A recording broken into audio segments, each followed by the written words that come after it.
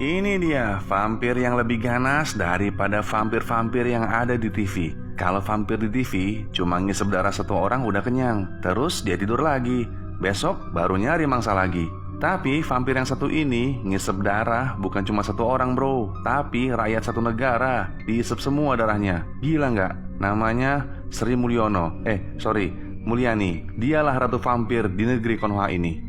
Tidak ada satu rakyat pun yang lolos dari gigi taringnya. Kebijakan-kebijakannya banyak yang memberatkan rakyat.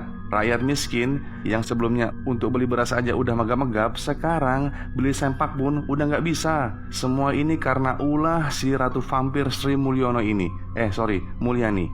Ada beberapa kebijakan yang diberlakukan di era si ratu vampir ini guys. Di tahun 2025 PPN naik jadi 12%. Barang kebutuhan sehari-hari ikut kena PPN seperti sembako, beras, daging, minyak, dan lain-lain. Pulsa listrik dan bahan konsumsi lainnya. Kenaikan PPN dari yang sebelumnya 10% di tahun 2022 naik menjadi 11%. Lalu naik lagi menjadi 12% di tahun 2025. Kenaikan PPN dari tahun ke tahun ini dirasa sangat memberatkan rakyat karena barang pokok jadi lebih mahal, sementara penghasilan tidak mengalami peningkatan, bahkan cenderung mengalami penurunan. Emang anjing kurap nih orang.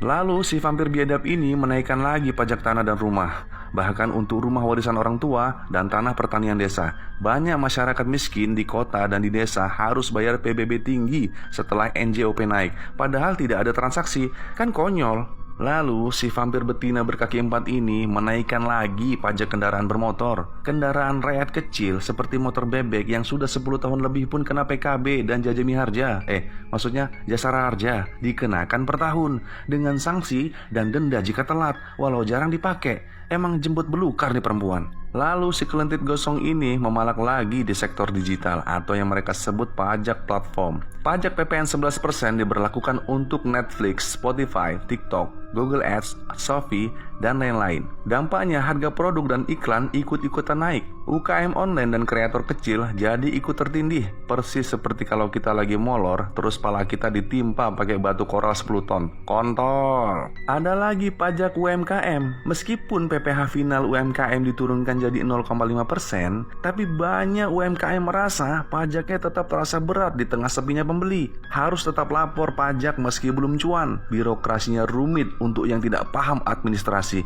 Emang keterlaluan si anak binatang purba ini. Lalu si vampir keriput karatan ini lanjut melaki di sektor tembakau. Cukai rokok naik terus tiap tahun. Dalihnya untuk mengurangi perokok di bawah umur. Tapi itu cuma alasan basi. Padahal ya untuk ngisi kantong-kantong mereka sendiri. Dasar babi. Harga rokok naik tajam tiap tahun karena kenaikan cukai. Bagi masyarakat miskin yang menjadi perokok aktif, ini sangat menguras pengeluaran bulanan. Belum lagi di sektor buruh juga sering terdampak karena penurunan produksi. Emang sundal nih orang. Di sektor investasi pun gak luput dari pantauan si vampir tua keriput ini. Bunga deposito, hasil obligasi, dan investasi kecil tetap dipotong pajak. Tabungan rakyat dipantau melalui sistem informasi keuangan. Udah kayak James Bond kehabisan uang buat naik angkot aja, setan. Ada pula kebijakan tambahan yang dinilai sangat menekan rakyat seperti rencana pajak karbon. Itu bisa menaikkan harga energi dan bahan bakar.